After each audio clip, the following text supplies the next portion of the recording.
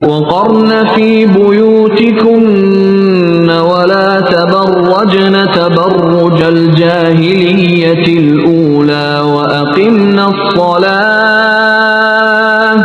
وأقمنا الصلاة وآتينا الزكاة وأطعنا الله ورسوله إنما يريد الله ليذهب عنكم الرجس أهل البيت ويطهركم تطهيرا۔